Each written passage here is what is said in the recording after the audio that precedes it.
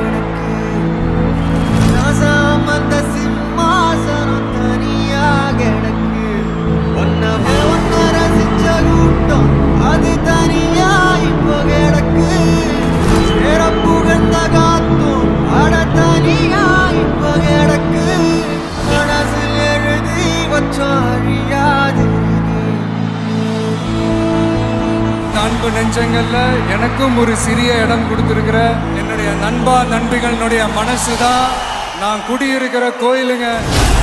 சரி ரைட்டு, புரிஞ்சு போச்சு. என் நெஞ்சில் குடியிருக்கும், நெஞ்சுக்குள்ள குடியிருக்கும், என் நெஞ்சில் குடியிருக்கும்.